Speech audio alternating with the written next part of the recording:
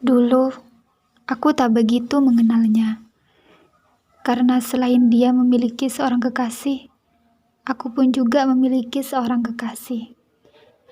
Hingga beberapa bulan setelah aku memutuskan hubunganku dengan kekasihku, dan begitu juga dengannya.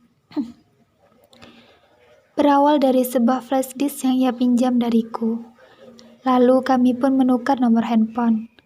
Setelah kejadian itu, kami berdua pun semakin akrab. Hampir setiap hari, ia menanyakan apa yang sedang aku lakukan. Hingga pada suatu hari, saat aku tidak sengaja menabrak 2 ekor burung dara, dia adalah orang pertama yang memperhatikan kondisiku dan mengobati lukaku. Sejak saat itulah, perasaanku mulai muncul kepadanya. Tetapi dia belum bisa melupakan mantan kekasihnya yang dahulu. Seminggu kemudian, aku mendengar kabar bahwa ada banyak wanita yang menyukai dia. Dia pun mencoba untuk membuka hatinya dan menyeleksi wanita-wanita yang suka padanya. Hampir setiap hari aku selalu memberinya permen yang bertuliskan isi hatiku, dan aku selalu senyum sendiri bila melihat senyum manisnya. Tapi dia menanggapinya dengan biasa saja. Aku tidak pernah menyerah. Satu persatu dari mereka gugur. Sekarang hanya ada aku dan gadis yang berinisial S. Berbagai upaya aku lakukan untuk mendapatkan cintanya. Hingga pada suatu hari, pada saat pelajaran biologi, aku dan dia saling membalas surat. Dan di dalam surat itu, dia mengatakan, "Kenapa kamu tidak berbicara secara langsung saja denganku?" Lalu dengan gugup, aku pun mengatakan, "Aku malu." Dia pun heran. Dan apa yang aku dapat? Dan apa yang aku dapat? Seperti kata pepatah, sudah jatuh, tertimpa tangga pula. Sudah malu, ditolak pula. Keesokan harinya, aku mendengar kabar bahwa dia sudah memiliki seorang kekasih. Hatiku hancur mendengarnya.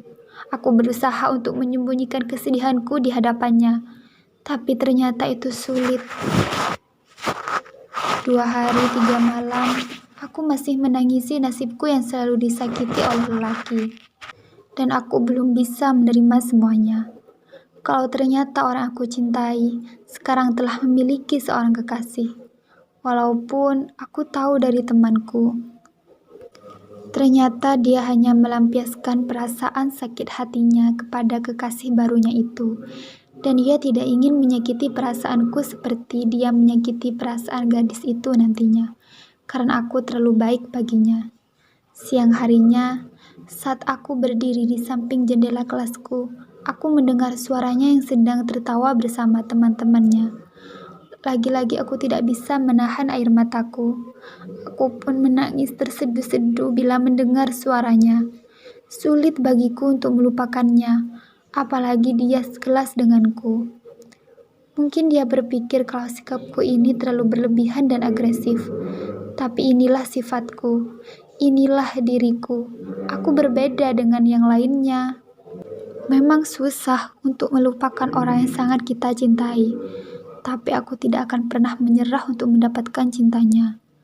Meskipun tahu dia telah memiliki kekasih, dan aku sadar dia tidak akan pernah memberikan cintanya padaku. Tapi tak ada salahnya jika kita mengharapkan sesuatu yang kita inginkan, walaupun itu semua tak akan mungkin terjadi. Tapi yang terpenting, kita sudah berusaha semampunya. Mungkin orang-orang berpikir bahwa lebih baik dicintai daripada mencintai seorang.